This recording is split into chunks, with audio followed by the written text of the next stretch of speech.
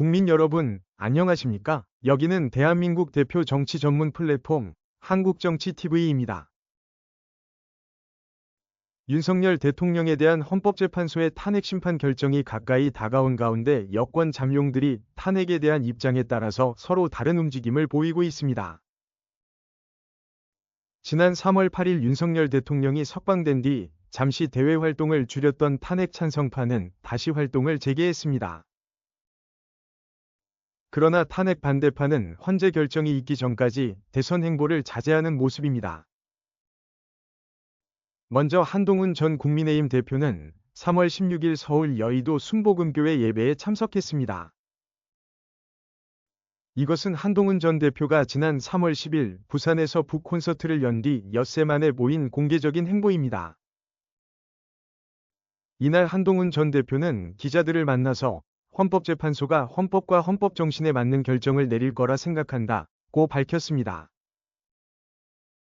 그러면서 탄핵 심판 결과에 승복해야 한다는 취지의 말을 했습니다.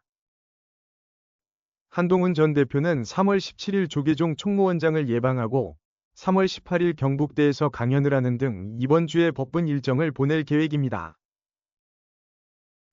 지난해 12월 윤석열 대통령의 탄핵소추안에 찬성표를 던졌던 안철수 의원도 활동폭을 확대하고 있습니다. 안철수 의원은 3월 17일 서울 서초구 청계재단에서 이명박 전 대통령을 예방해 환담을 나눌 예정입니다. 안철수 의원은 지난 3월 13일에는 박정희 전 대통령의 생가를 방문하기도 했습니다. 한편 오세훈 서울시장은 지난 3월 14일 자신의 성장 담론 KOGA를 담은 저서 다시 성장이다의 예약 판매를 시작했습니다. 이것은 오세훈 서울시장이 사실상 조기 대선 행보를 공식화한 것으로 해석되고 있습니다. 반면에 반탄파로 분류되는 홍준표 대구시장은 3월 21일에 내놓으려던 저서 꿈은 이루어진다의 출간 시기를 탄핵 선고 뒤로 연기했습니다.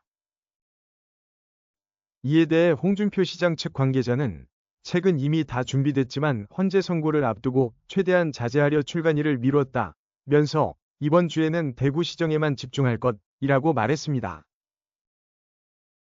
여권 잠룡 가운데 지지율 선두를 달리고 있는 김문수 고용노동부 장관도 이번 주에는 장관으로 부처 공식 일정만 수행한다는 방침입니다.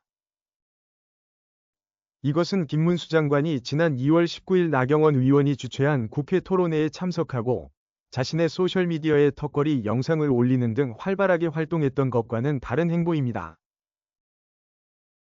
한국정치TV는 국내 최초로 탄생한 중립적, 객관적, 과학적, 불편부당한 독립정치미디어입니다. 여러분의 구독과 알림, 자발적인 후원은 채널의 제작과 운영에 큰 힘이 됩니다.